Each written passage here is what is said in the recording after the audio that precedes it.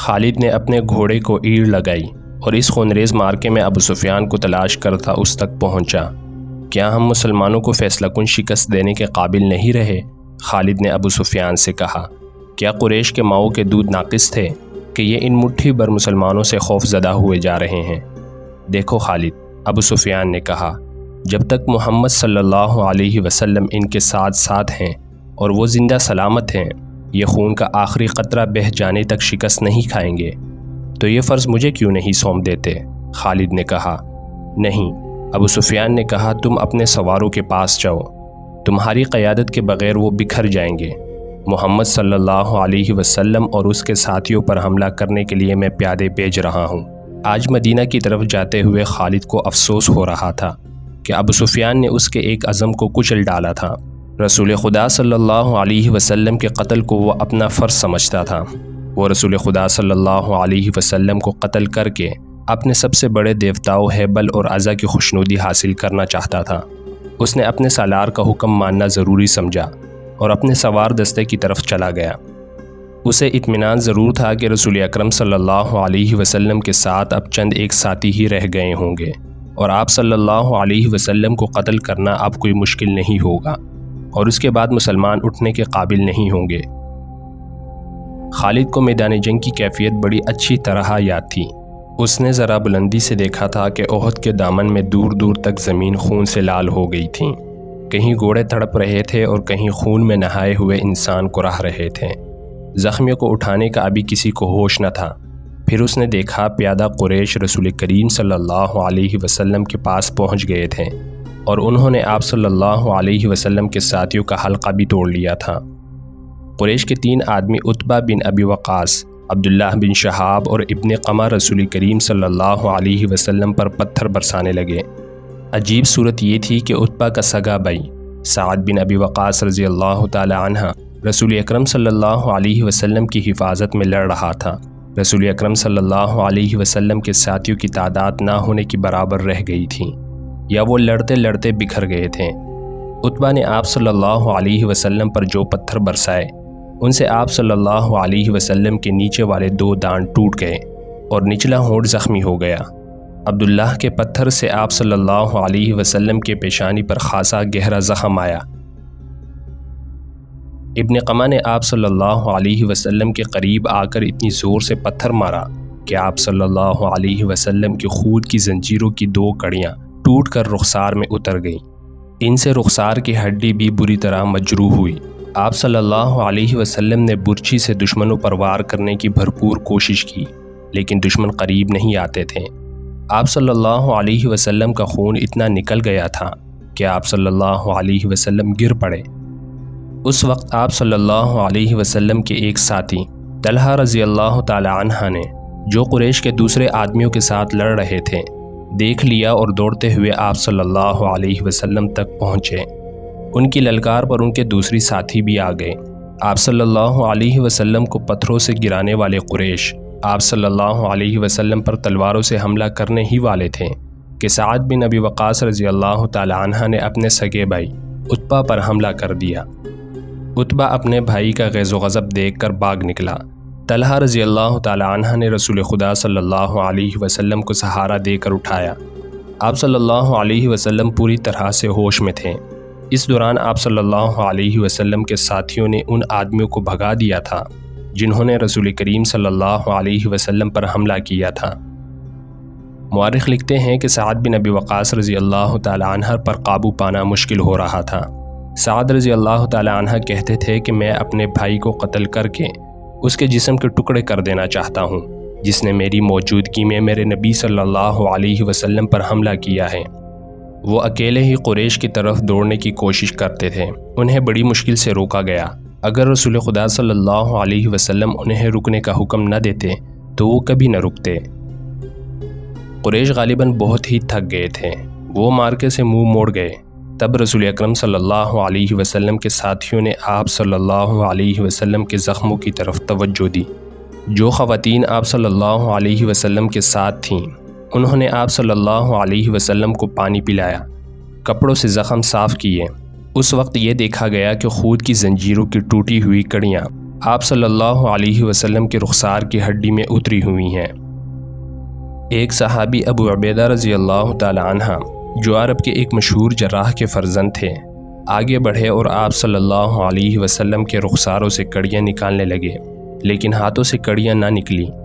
آخر ابو عبیدہ رضی اللہ تعالی عنہ نے دانتوں کی مدد سے ایک کڑی نکال لی۔ جب دوسری کڑی نکالی تو کڑی تو نکل آئی، لیکن ابو عبیدہ رضی اللہ تعالی عنہ کے سامنے کے 2 دانت ٹوٹ گئے۔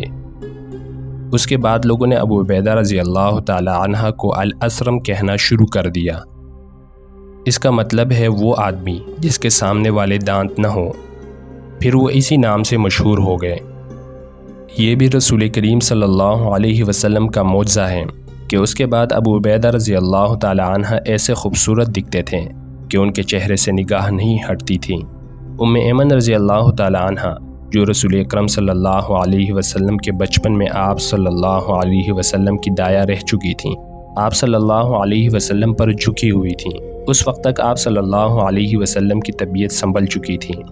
اچانک ایک تیر ام ایمن رضی اللہ تعالی عنہ کے پیٹھ میں اتر گیا اور اس کے ساتھ ہی دور سے ایک کہکہا سنائی دیا۔ سب نے ادھر دیکھا تو قریش کا ایک آدمی حبان بن الارقہ دور کھڑا ہنس رہا تھا۔ اس کے ہاتھ میں کمان تھی۔ یہ تیر اسی نے چلایا تھا۔ وہ ہنستا ہوا پیچھے کو مڑا تو رسول خدا صلی اللہ علیہ وسلم نے ایک تیر سعد بن ابی وقاص رضی اللہ تعالی عنہ کو دے کر کہا کہ یہ شخص یہاں سے تیر لے کر ہی واپس جائے۔ سعد رضی اللہ تعالی عنہ جو تمام قبائل میں تیر اندازی میں خصوصی شہرت رکھتے تھے، کمان میں تیر ڈال کر حبان پر چلایا۔ تیر حبان کی گردن میں اتر گیا۔ سعد رضی اللہ تعالی عنہ کے تمام ساتھیوں نے بڑی زور سے کہا لگایا اور حبان نے ڈگمگاتے ہوئے چند قدم اٹھائے اور وہ گر پڑا۔ آج خالد جب مدینہ کی طرف جا رہا تھا اور احد کی پہاڑی افق سے اوپر ہی اوپر اٹھتی آ رہی تھی، اسے اپنے کچھ ساتھی یاد آنے لگے۔ عقیدوں کے اختلاف نے بھائی کو بھائی کا دشمن بنا دیا تھا، لیکن خالد کو یہ بھی خیال آیا کہ بعض لوگ اپنے عقیدے کو اس لیے سچا سمجھتے ہیں کہ وہ اس کے پیروکار ہوتے ہیں۔ حق اور باطل کے فرق کو سمجھنے کے لیے بڑی مضبوط شخصیت کی ضرورت ہوتی ہے۔ ایک سوال اسے پھر پریشان کرنے لگا، میں مدینہ کیوں جا رہا ہوں؟ اپنا عقیدہ مدینے والوں پر ٹھونسنے کے لیے یا ان کا عقیدہ اپنے اوپر مسلط کرنے کے لیے؟ اسے ابو سفیان کی آواز سنائی دی جو ایک ہی روز پرانی تھی۔ کیا یہ سچ ہے کہ تم مدینہ جا رہے ہو؟ کیا تمہاری رگوں میں ولید کا خون سفید ہو گیا ہے؟ صحرا میں جاتے ہوئے ان آوازوں نے کچھ دور تک اس کا تعاقب کیا، پھر وہ اپنے ان دوستوں کی یاد میں کھو گیا جن کے خلاف وہ لڑا اور جن کا خون اس کے سامنے بہہ گیا تھا۔ ان میں ایک مصعب بن عمیر رضی اللہ تعالی عنہ بھی تھے۔ قریش جو مارکے سے منہ موڑ گئے تھے کچھ دور ہی پہنچے تھے کہ خالد نے اپنے گھوڑے کو ایڑ لگائی اور ابو سفیان کو جا پکڑا۔ اس نے ابو سفیان سے پوچھا کہ تم لوگ جنگ کو ادھورا چھوڑ کر کہاں جا رہے ہو؟ مسلمانوں کا دم خم ختم ہو چکا ہے۔ ابو سفیان بھی یہی چاہتا تھا کہ یہ مارکا فیصلہ کن نتیجے پر پہنچے۔ قریش کے چند سوار وہیں سے پلٹ آئے۔ خالد دیکھ چکا تھا کہ رسول کریم صلی اللہ علیہ وسلم کہاں ہیں۔ یہاں پھر ابو سفیان نے خالد کو کسی اور طرف بھیج دیا اور کچھ آدمیوں کو نبی کریم صلی اللہ علیہ وسلم پر حملے کا حکم دے دیا۔ اب رسول کریم صلی اللہ علیہ وسلم کے ساتھ کچھ اور مسلمان آن ملے تھے۔ اب پھر ابن قمع لڑتے ہوئے مسلمانوں کا حلقہ توڑ کر رسول اکرم صلی اللہ علیہ وسلم تک پہنچنے کی کوشش کرنے لگا۔ اس وقت رسول اکرم صلی اللہ علیہ وسلم کے پاس مصعب بن عمیر رضی اللہ تعالی عنہ کھڑے تھے اور ام عمارہ رضی اللہ تعالی عنہ اپنے قریب پڑے ہوئے 2-3 زخمیوں کو پانی پلا رہی تھیں۔ انہوں نے جب قریش کو ایک بار پھر حملے کے لیے آتے دیکھا تو زخمیوں سے ہٹ کر انہوں نے ایک زخمی کی تلوار اٹھا لی اور قریش کے مقابلے کے لیے ڈٹ گئیں۔ قریش کا سب سے پہلا سوار جو ان کے قریب آیا اس تک وہ نہیں پہنچ سکتی تھیں، اس لیے انہوں نے تلوار سے اس کے گھوڑے پر ایسا وار کیا کہ گھوڑا گر پڑا۔ سوار گھوڑے کی دوسری طرف گرا۔ ام عمارہ رضی اللہ تعالی عنہ نے گھوڑے کے اوپر سے کود کر قریش کے اس آدمی پر وار کیا اور اسے زخمی کر دیا۔ وہ اٹھا اور بھاگ کھڑا ہوا۔ مصعب بن عمیر رضی اللہ تعالی عنہ کا قد بد اور شکل و صورت بھی رسول کریم صلی اللہ علیہ وسلم کے ساتھ نمایاں مشابہت رکھتی تھیں۔ ابن قمع مصعب رضی اللہ تعالی عنہ کو رسول خدا صلی اللہ علیہ وسلم سمجھ کر ان پر حملہ آور ہوا۔ مصعب رضی اللہ تعالی عنہ تیار تھے۔ انہوں نے ابن قمع کا مقابلہ کیا پھر دونوں میں تیغ زنی ہوئی، لیکن ابن قمہ کا ایک وار مصعب بن عمیر رضی اللہ تعالیٰ عنہ پر ایسا بھرپور پڑا کہ وہ گرے اور شہید ہو گئے۔ مصعب بن عمیر رضی اللہ تعالیٰ عنہ بہت لاڑوں میں پلے نوجوان تھے، لیکن تدفین کے وقت ان کا کفن بھی ادھورا تھا۔ ام عمارہ رضی اللہ تعالیٰ عنہ نے جب مصعب رضی اللہ تعالیٰ عنہ کو گرتے دیکھا، غیظ و غضب سے ابن قمہ پر تلوار کا وار کیا، لیکن ابن قمہ نے زرہ پہن رکھی تھی اور وار کرنے والی ایک عورت تھی، اس لیے ابن قمہ کو کوئی زخم نہ آیا۔ ابن قمہ نے ام عمارہ رضی اللہ تعالیٰ عنہ کے کندھے پر بھرپور وار کیا، جس سے وہ شدید زخمی ہو کر گر پڑے۔ اس وقت رسول کریم صلی اللہ علیہ وسلم جو قریب ہی تھے، ابن قمہ کی طرف بڑھے، لیکن ابن قمہ نے پینترا بدل کر آپ صلی اللہ علیہ وسلم پر ایسا وار کیا جو آپ صلی اللہ علیہ وسلم کے خود پر پڑا۔ تلوار خود سے پھسل کر آپ صلی اللہ علیہ وسلم کے کندھے پر لگی۔ آپ صلی اللہ علیہ وسلم کے بالکل پیچھے ایک گڑھا تھا۔ آپ صلی اللہ علیہ وسلم زخم کھا کر پیچھے ہٹے اور گھڑے میں گر پڑے۔ ابن قمہ نے پیچھے ہٹ کر گلا پھاڑ کر کہا، میں نے محمد کو قتل کر دیا ہے، نعوذ باللہ۔ وہ یہی نعرے لگاتا میدان جنگ میں گھوم گیا۔ اس کی آواز قریش نے بھی سنی اور مسلمانوں نے بھی۔ قریش کو تو خوش ہونا ہی تھا، مسلمانوں پر اس کا بڑا تباکن اثر ہوا کہ حوصلہ ہار بیٹھے اور احد کی پہاڑی کی طرف پسپا ہونے لگے۔ اپنے نبی صلی اللہ علیہ وسلم کے شدائیوں بھاگتے ہوئے مسلمانوں کے ایک للکار سنائی دی، اگر نبی صلی اللہ علیہ وسلم نہ رہے تو لعنت ہے ہم پر کہ ہم بھی زندہ رہیں۔ تم کیسے شدائی ہو کہ نبی کریم صلی اللہ علیہ وسلم کی شہادت کے ساتھ ہی تم موت سے ڈر کر بھاگ رہے ہو؟ مسلمان رک گئے۔ اس للکار نے انہیں آگ بگولا کر دیا۔ وہ پیادہ تھے، لیکن انہوں نے قریش کے گھوڑ سواروں پر حملہ کر دیا۔ یہ حملہ خالد اور اکرمہ کے گھوڑ سواروں پر ہوا تھا۔ خالد کو آج یاد آ رہا تھا کہ اس کے ہاتھوں کتنے ہی مسلمانوں کا خون بہہ گیا تھا۔ ان میں ایک رفاعہ بن وقش بھی تھے۔ خالد کے دل میں درد کی ایک ٹھیس سی اٹھی۔ اسے کچھ ایسا احساس ہونے لگا جیسے وہ بے مقصد خون بہاتا رہا ہے، لیکن اس وقت وہ مسلمانوں کو اپنا بدترین دشمن سمجھتا تھا۔ اب مسلمانوں کا دم خم ٹوٹ چکا تھا۔ پیادے گھوڑ سواروں کا مقابلہ کب تک کرتے؟ وہ مجبور ہو کر پہاڑی کی طرف پسپا ہونے لگے۔ رسول اکرم صلی اللہ علیہ وسلم بھی اپنے ساتھیوں کے ساتھ ایک تنگ سی وادی کی طرف جا رہے تھے۔ جس طرح مسلمانوں نے فتح کی خوشی میں اپنا مورچہ چھوڑ دیا تھا اور جنگ کا پانسا اپنے خلاف پلٹ لیا تھا، اسی طرح اب قریش کے آدمی مسلمانوں کی لاشوں پر اور تڑپتے ہوئے زخمیوں پر مال غنیمت اکٹھا کرنے کے لیے ٹوٹ پڑے۔ ان میں سے کچھ قریش رسول کریم صلی اللہ علیہ وسلم کے تعاقب میں چلے گئے، لیکن آپ صلی اللہ علیہ وسلم کے ساتھیوں نے ان پر ایسی بے جگری سے حملہ بولا کہ ان میں سے زیادہ تر قریش کو جان سے مار ڈالا، اور جو بچ گئے وہ بھاگ نکلے۔ رسول اکرم صلی اللہ علیہ وسلم ایک بلند جگہ پہنچ گئے۔ آپ صلی اللہ علیہ وسلم نے وہاں سے صورتحال کا جائزہ لیا۔